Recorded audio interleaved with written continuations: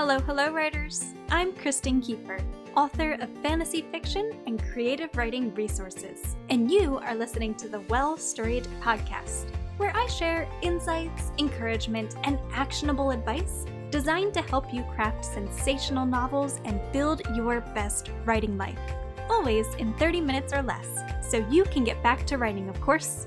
Ready for the show? Let's get talking.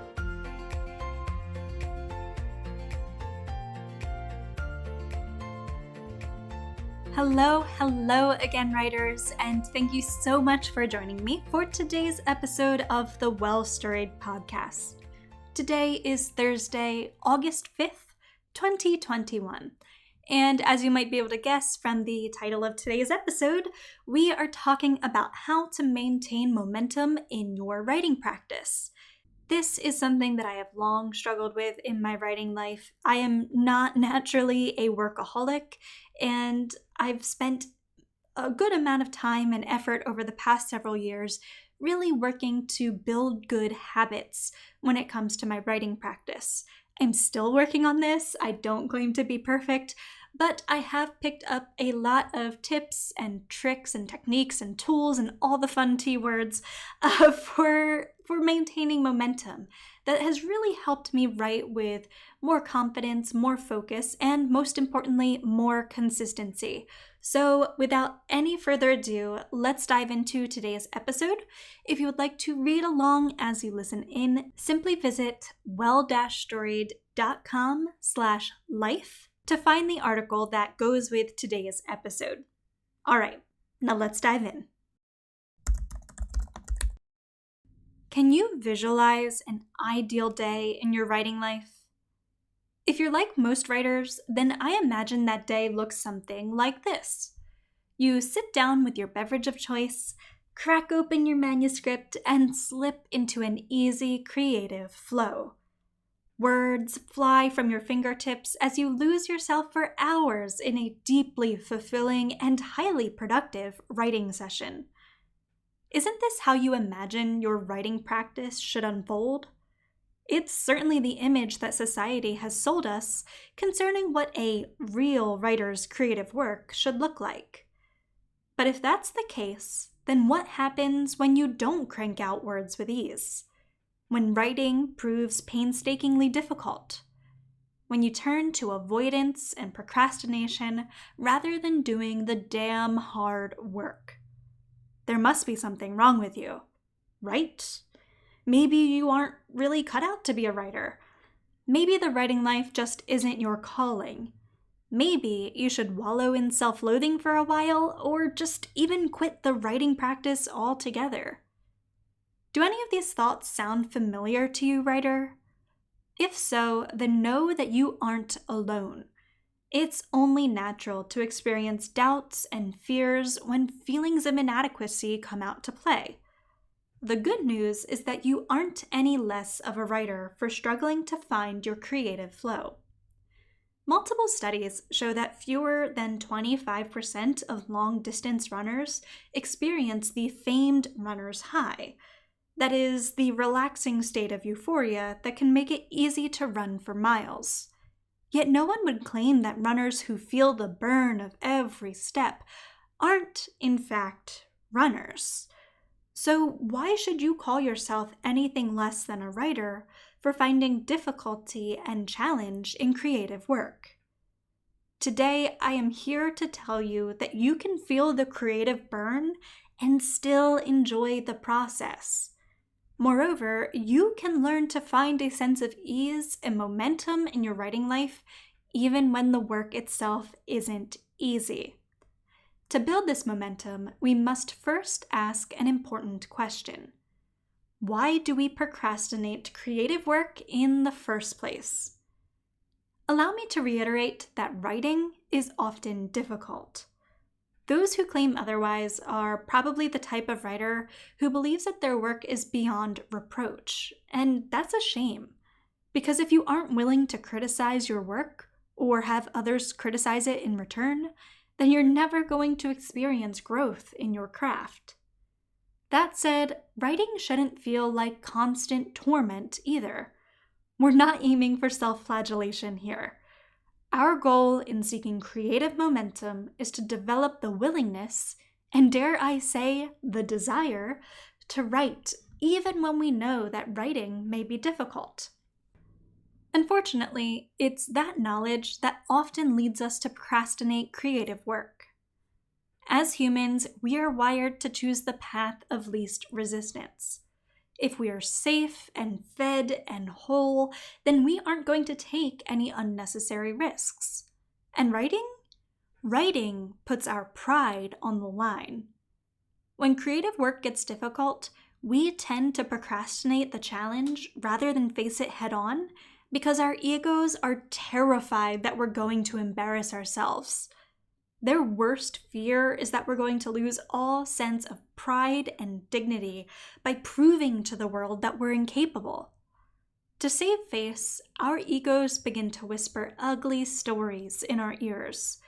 Stories about how we aren't good enough to be real writers, about how our work is too silly or stupid or cheesy for people to ever take it seriously, about how we'll never be successful, about how making art is a selfish pursuit.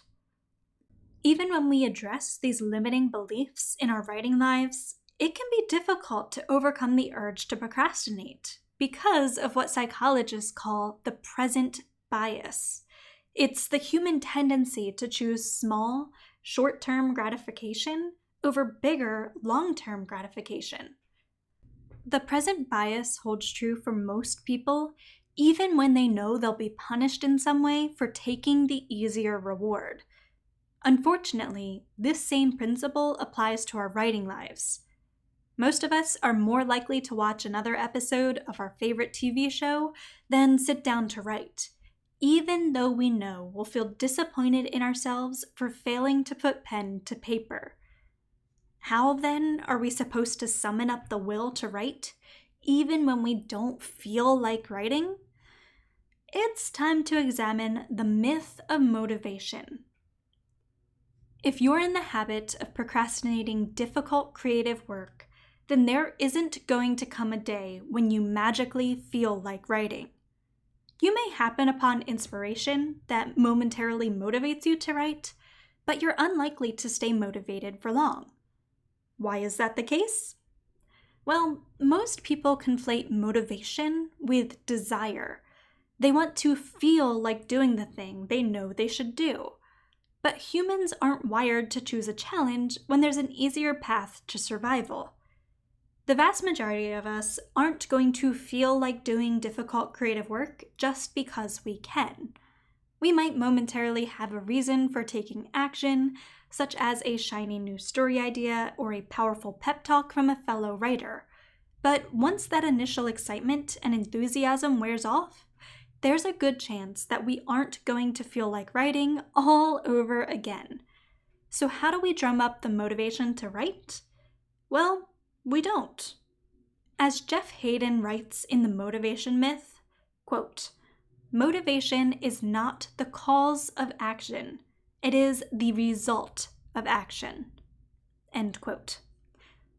When we sit down and do the damn hard work of writing, we cultivate a sense of pride and accomplishment that motivates us to keep on writing. We begin to view ourselves as capable of completing difficult creative work, which in turn helps us overcome our limiting beliefs and resist the powerful pull of our terrified egos. It's Newton's first law. An object in motion stays in motion. The trick, of course, is to get the ball rolling in the first place. So let's talk about how to build and maintain creative momentum. If you aren't going to feel like writing until you actually start writing, then how in the world are you supposed to summon up the will to get started? Let's take a look at 3 powerful tips. Tip number 1, start a tiny habit.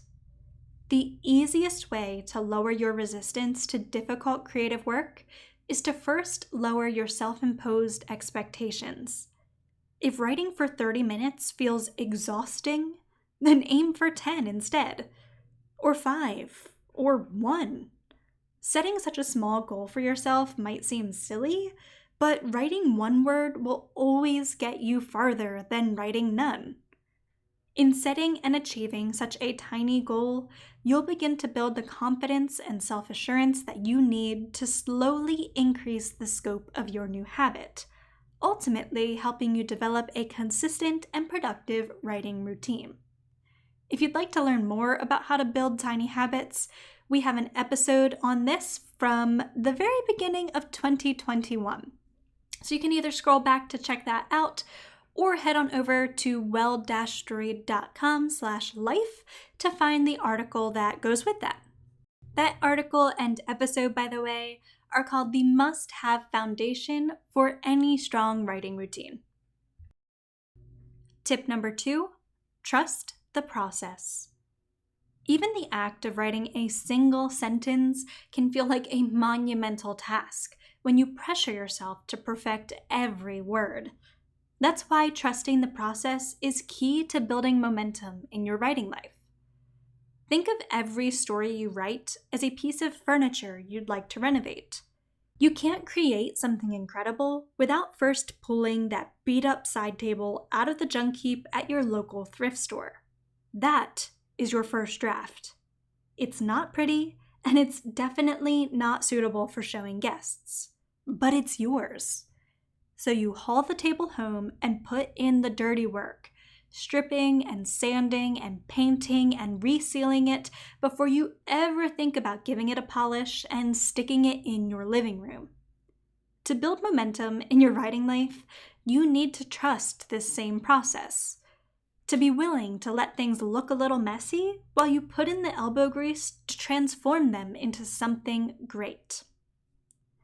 And finally, tip number 3, focus on deep work. Popularized by Cal Newport in his book of the same name, the phrase deep work describes meaningful work completed in a flow state. Earlier, I said that it's rare for writers to experience a flow state in which words fly from their fingertips with ease. However, I do believe that anyone can learn how to accomplish difficult creative work with focus and efficiency. To achieve this type of deep work, first consider the environment in which you write best. Are you more focused and creative at a certain time of day or in a specific location? With a little music or complete silence? With a salty snack or a beverage at hand? Try to recreate this environment as often as possible. The second step to achieving deep work is to identify your purpose. Deep work is meaningful work. You should have a strong reason for wanting to complete it.